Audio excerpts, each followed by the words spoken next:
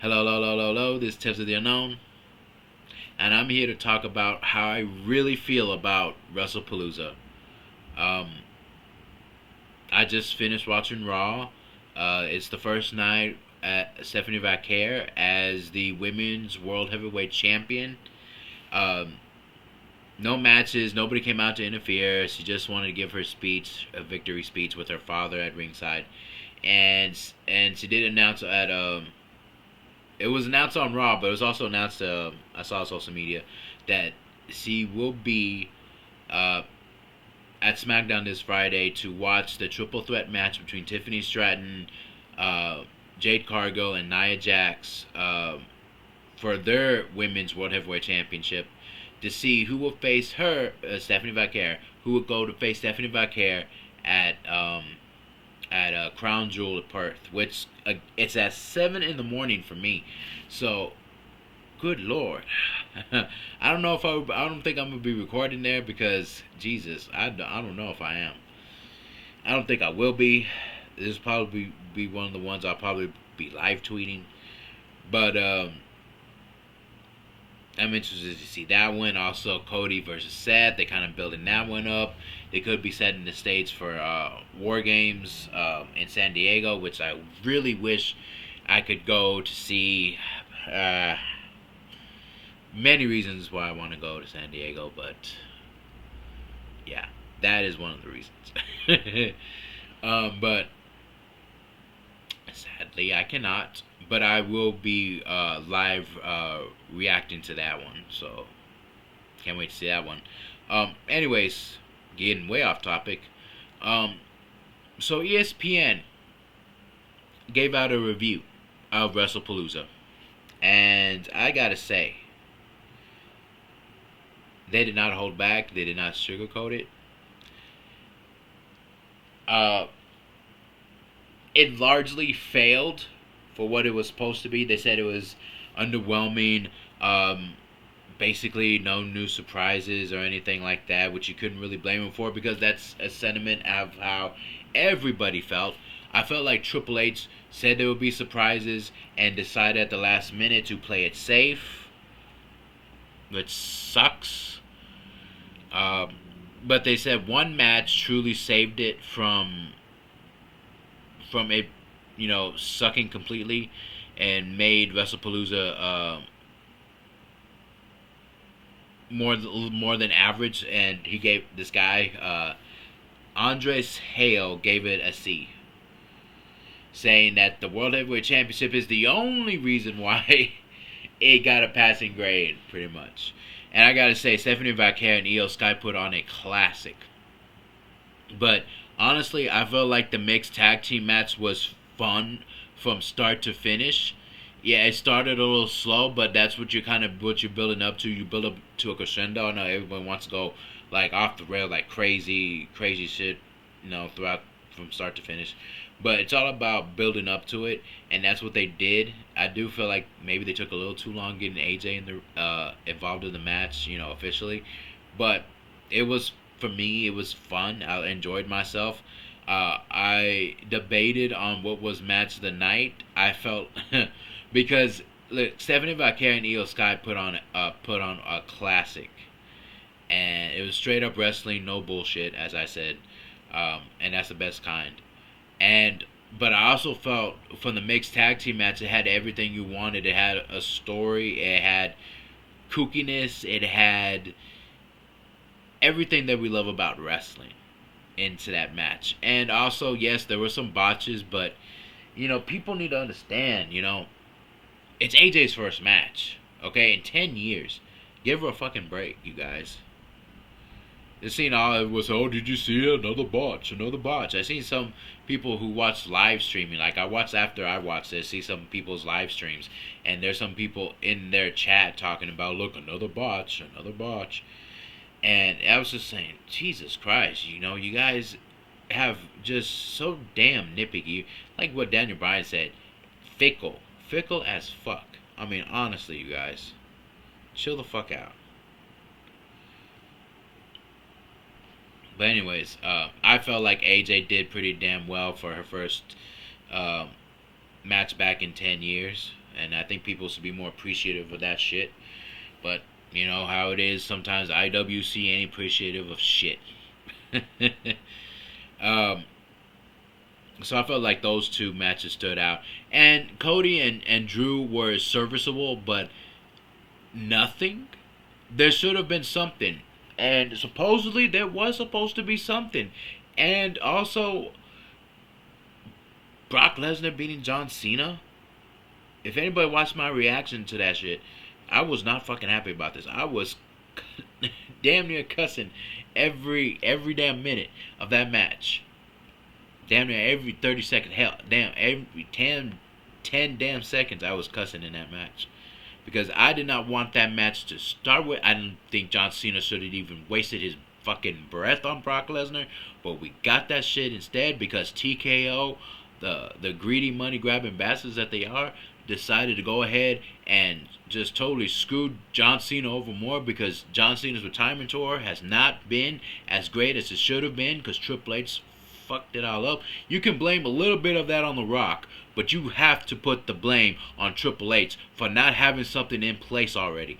It is absolutely ridiculous how he has treated John Cena on his retirement tour. He should be ashamed of himself. And this WrestlePalooza only proved, and I'm about to go into some things I found out earlier as to why I feel like Triple H is starting to feel like more of a fraud as a booker. So, you know what? Let's get into it. So, here it is. This is an article that was actually on X that I found out about it, but I was looking for an article where you guys can kind of see it too.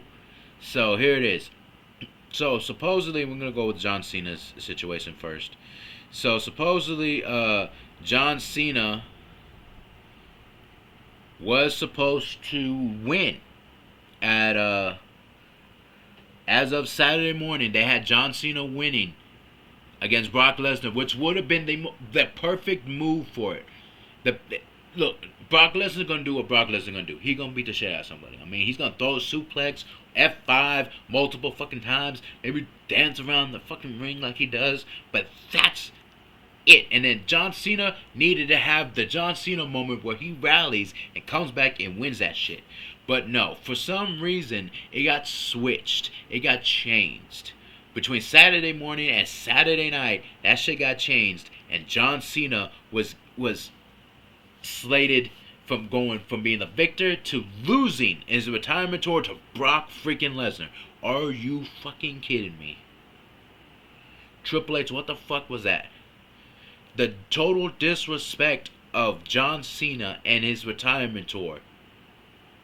And all this has ever been now, and it feels like it. It's TKO squeezing, like, you know, like a fucking rag that has water in it, and you're squeezing all the water out and shit.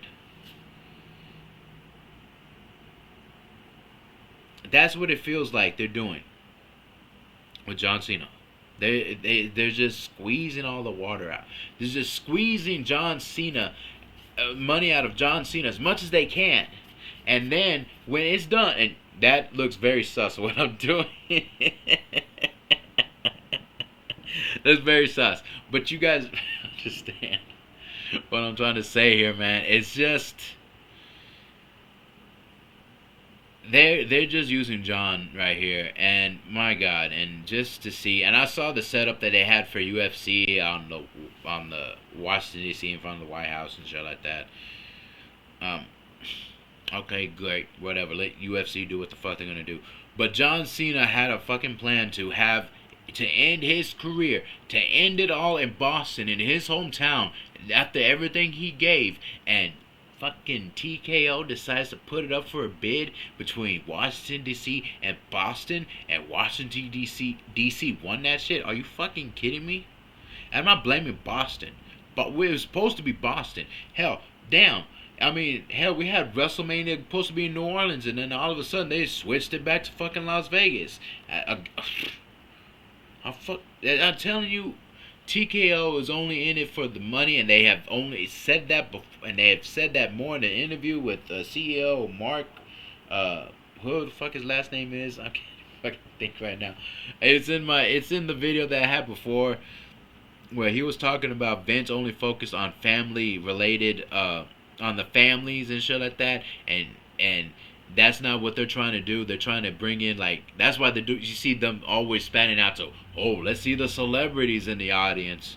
Well, you don't give a damn about the families, which is why ticket prices are so sky high.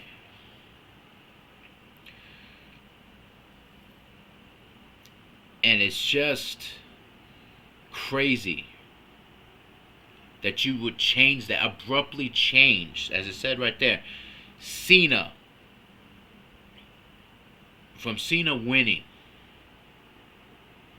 to Brock Lesnar. Now, this again could move into War Games, where he'll be in what I think is pretty cool to have John Cena do a War Games match. It's something he hasn't done before.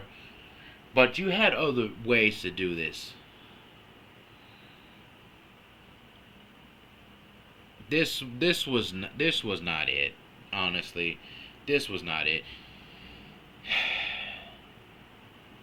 Other ways to do it. You could have had Brock Lesnar beat the living crap out of John Cena after the match so bad that it looked like John Cena wasn't going to make it and finish throughout his whole retirement tour. You could have had done something like that. And so John would want to get revenge on Brock Lesnar for nearly costing him his damn retirement tour. You know, almost robbing him and the fans of it.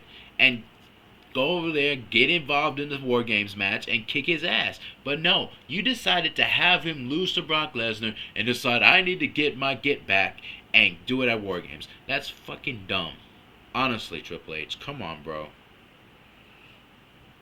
And then let's get to the main event of WrestlePalooza.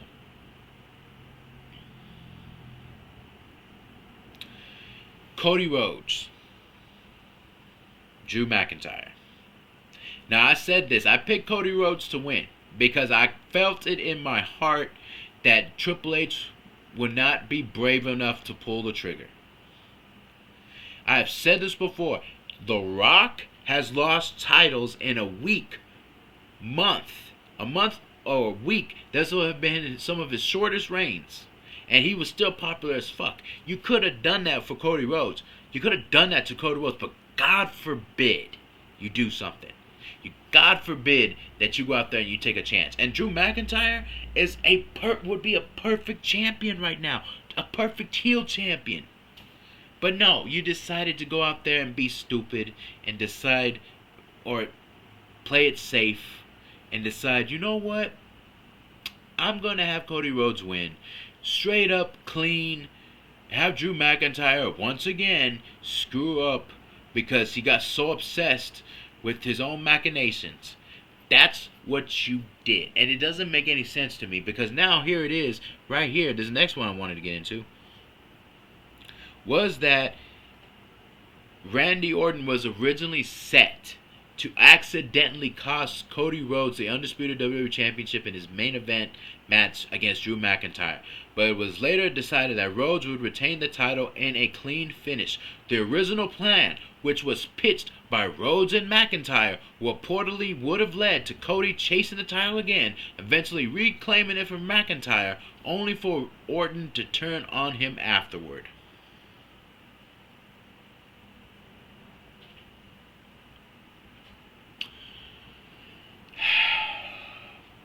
That sounded a lot better. A lot better. A lot better than what happened at WrestlePalooza, the main event. Look, and if you weren't going to deliver on The Rock or Roman Reigns, this definitely was better than whatever the hell was cooked up in that writer's room for this. This makes no sense. None whatsoever.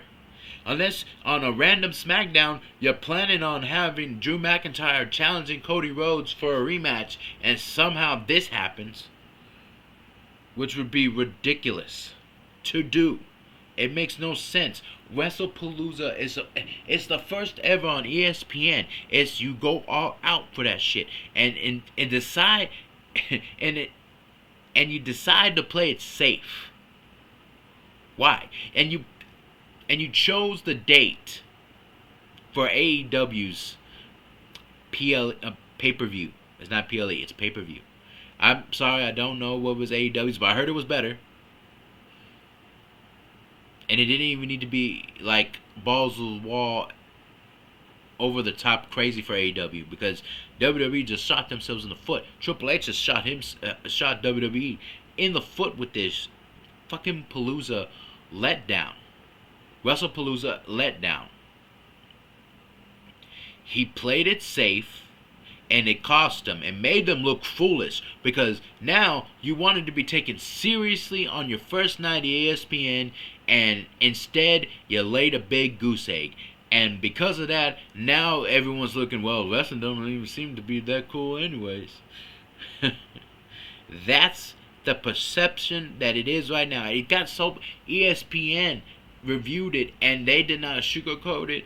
They did not try to butter it up. They plainly and steadily said that this show pretty much would have sucked if it wasn't for the Stephanie Vaquer and Io Sky match. That gave WrestlePalooza a C, a passing grade. How embarrassing is that? Your first PLE on ESPN, you made such a big deal. You talk about surprises here, surprises there. The only real surprise that you could call was Stephanie McMahon being inducted into the Hall of Fame. Other than that, there was no other notable surprises to talk about.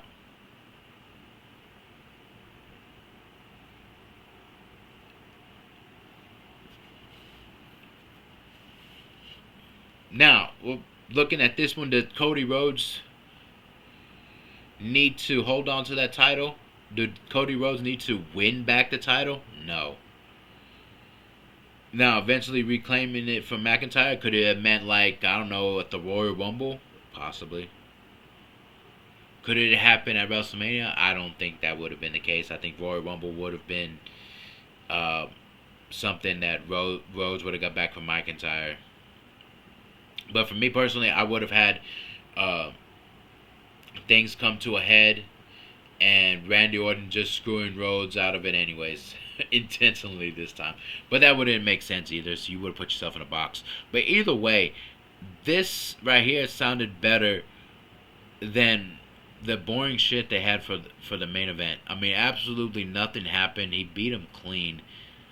Necessarily, you can blame the referee for getting fucking Drew McIntyre's way, but all in all, WrestlePalooza was, as much as they had its moments in those matches were a letdown, minus the two, which I would say is Io Sky and Stephanie Vaquer being the standout, along with the mixed tag team match with Seth Rollins, Becky Lynch, CM Punk, AJ Lee. Everyone else, the Usos, the Vision, that shit was kind of boring. It had its moments again. Like I said, every match had its moments, but it just didn't live up to the hype. Brock Lesnar and Cena was what we thought it was, but the finish should have never been Brock Lesnar going over John Cena. That made no fucking sense. Why are we putting over Brock Lesnar? The motherfucker does not need to go over, honestly. And then to end the night with Cody Rhodes and Drew McIntyre, which was serviceable, but damn near a snooze fest, because honestly, it was just Drew McIntyre tripping in it. It was like Drew McIntyre tripping over his own damn feet, and I'm getting sick and tired of that shit. That doesn't make any fucking sense. Triple H, you fucking botched the shit out of this. And you know what, man? Maybe Shawn Michaels wasn't only just a better wrestler than you. He turns out he's a better booker than you. Because this is ridiculous.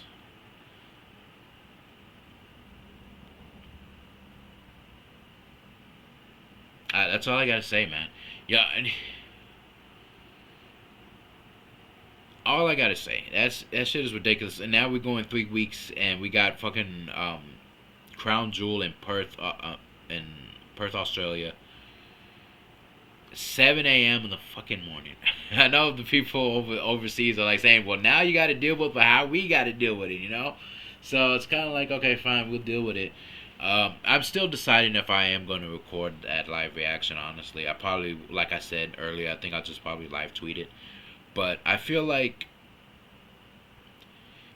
TKO's got to look at this shit and talk about quit putting it so much damn pressure on WWE to be like UFC. The thing that makes WWE special is that it's not UFC.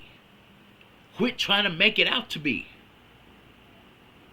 The beauty of WWE is not UFC. The beauty of UFC is not WWE. Quit trying to make them the same damn thing. Focus them on their own separate tiers. Stop trying to make them to the point where it's just destroying the wrestling business, the WWE as a whole. And it just seems like Triple H right now, he played it safe because maybe he feels the pressure. And maybe he can't deal with that pressure. I don't know. But honestly, TKO, Triple H, they need to take a look at what the goose egg they left at WrestlePalooza and figure out something going forward, because you cannot continue dropping these duds, or else everything's just gonna fall apart. People are gonna stop. It's gonna go sliding right back into 2018, 2019, 2020, early 2020 before COVID hit. You know what I mean? That's where we're heading. If TKO doesn't try to figure out a way, Triple H doesn't try to figure out a way to fix this shit, that's where we're heading.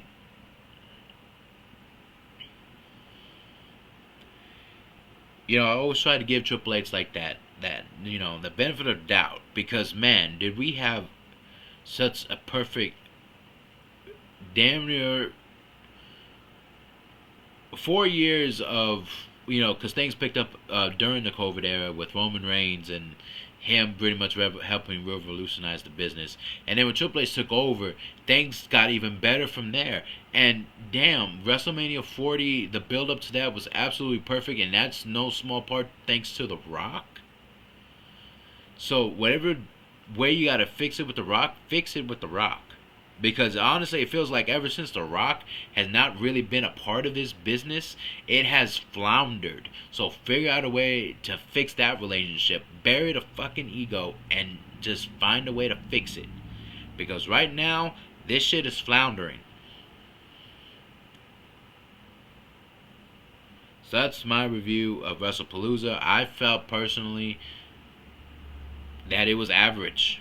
I mean, I didn't want to give in to that feeling that it was average, but it was average, mostly due to the fact that I felt like 3 out of the 5 matches that were there were absolute letdowns, and the two matches to me were phenomenal enough to get it to what they deemed a C, a passing.